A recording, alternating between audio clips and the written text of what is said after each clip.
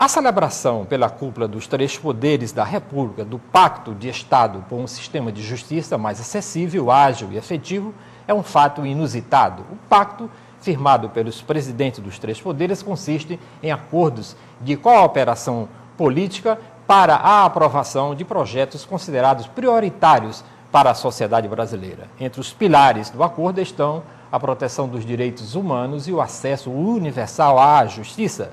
Pela primeira vez, os presidentes dos três poderes reconhecem os excessos praticados por agentes públicos encarregados de fazer cumprir a lei e partem para fixar limites em suas ações. Ao mesmo tempo, se comprometem em tornar realidade a revisão das leis penais, combater o abuso de autoridade e, assim, entre as autoridades do segundo Pacto Republicano de Estado, por um sistema de justiça mais acessível, ágil e efetivo estão o fortalecimento da defensoria pública e mecanismos destinados a garantir assistência jurídica integral à população de baixa renda, além da revisão da legislação sobre o crime organizado, lavagem de dinheiro e uso de algemas. Outro ponto do pacto é a criação de uma nova lei de ação civil pública que institua um sistema único coletivo. Agora, com o segundo Pacto Republicano, todos nós seremos realmente iguais perante a lei? É a primeira pergunta que eu faço e vou começar ali com o Sabino Henrique Eupídio. Olha, há um dito muito interessante de um famoso romancista italiano, autor do Leopardo, que diz, em determinado momento, em situação delicada, porque passava a Itália no momento de sua reunificação, que falava, vamos mudar tudo para continuar tudo como está. Então, esse pacto não é nada mais, nada menos do que uma atitude hipócrita do chefe dos três poderes. Presidente da República, presidente do Supremo Tribunal Federal e presidente do STJ, dos poderes judiciário, legislativo e executivo. Por que não pensou-se nisso ao longo dos anos em que a República está se completando 120 anos agora, em que as cadeias imundas são tomadas por milhares de pobres, sem nenhum, mesmo criminosos, nas prisões imundas? Quando as televisões, diariamente, nos seus programas policiais, mostram pobres sendo algemados e sendo espancados. Quando centenas de presos estão morfando nas prisões, muitas vezes com as penas já cumpridas, sem que o Estado observe isso para tirá-los. Agora, no instante em que, por o impulso da sociedade, no instante em que a sociedade se vê tão espezinhada, em que a polícia leva os detentores maiores do poder econômico, do poder político, às telas da televisão algemados, no instante em que a lavagem de dinheiro, através de juízes sérios, competentes e corajosos, é mostrado, então vem hipocritamente os poderes para dizer, não, vamos agora resolver tudo. Por que não resolveu isso tanto antes que era visto? Esperemos que realmente possa se cumprir. Mas não acredito que isso venha trazer nada de novidade. Apenas é uma maneira de encobrir e salvar a pele daqueles que realmente são culpados. Infelizmente, eu não acredito que isso seja verdade. Ok, professor Valmir Pereira de Medeiros Filho. Olha, eu acredito que sempre há algum progresso. Não esse progresso todo que se quer mostrar, não. Porque a sociedade, ela não progride em saltos. Ela progride lentamente. E eu diria que o aspecto jurídico da sociedade, ele também progride no mesmo passo. É lógico que nos últimos tempos nós temos, pelo menos, nos atrevido a discutir algumas coisas que não eram discutidas. Isso aí, para mim, já é um progresso. Agora, o doutor Sabino tem razão quando diz que não há todo esse interesse em que haja esse progresso, principalmente que a lei seja para todos e que todos sejam iguais perante a lei. Isso aí é uma figura de linguagem, uma figura de retórica muito bonita, mas ainda existe um fosso muito grande, um fosso social e um fosso jurídico. Então vai demorar. Mas, de qualquer jeito, nós temos de acreditar na boa intenção dos homens e, além de acreditar, cobrar que se faça alguma coisa e que se progrida. Até porque existe uma ação reflexiva. Quem acha que nós vivemos isoladamente está muito enganado.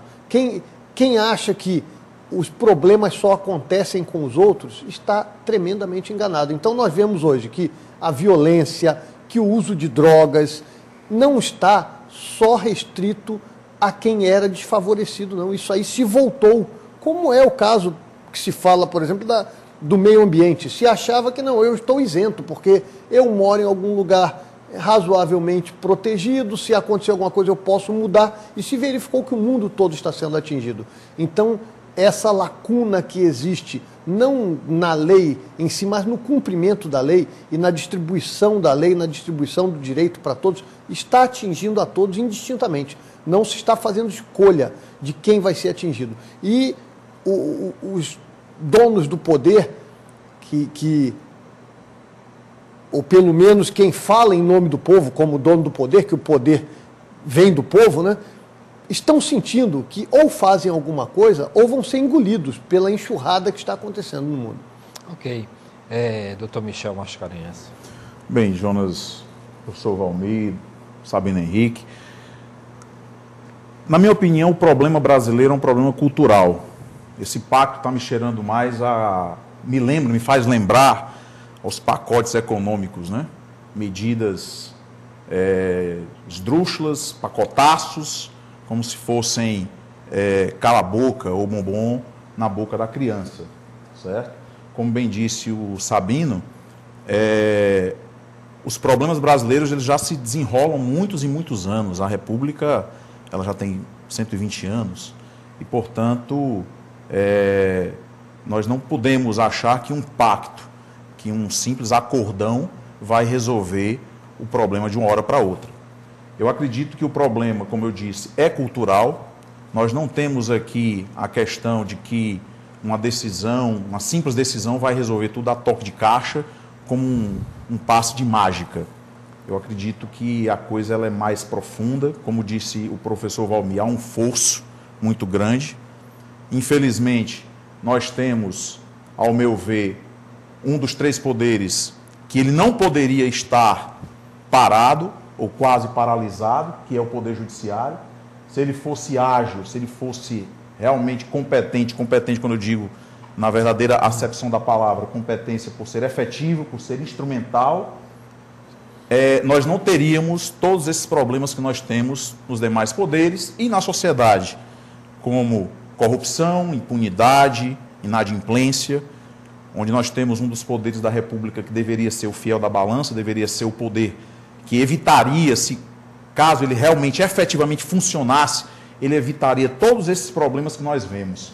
A questão é que nós temos problemas estruturais, problemas culturais, no executivo, no legislativo, e quando chega no judiciário, que deveria ser o poder para barrar tudo isso, nós temos problemas extremamente sensíveis, problemas perigosos, porque acaba por fomentar a sociedade que nós temos e os problemas que nós temos. Não é certamente fazendo determinadas mudanças, como nós vemos nesse pacto republicano, onde os três poderes estão pretendendo fazer uma suposta modificação, que nós vamos ter essas mudanças. Na verdade, ao meu ver, nós vamos ter isto sim, a manutenção do status quo.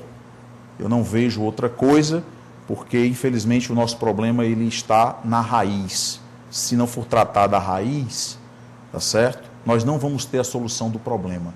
O nosso problema se encontra na educação, na falta de treinamento, na falta de conscientização do povo, tá certo? Como bem diz o meu amigo professor Djalma Pinto, tá certo? O problema está em educar o povo na base, as crianças. Aí sim, nós vamos ter uma modificação paulatina, mas ela viria. Mas não modificações estruturais logo no topo, porque isso não vai resolver.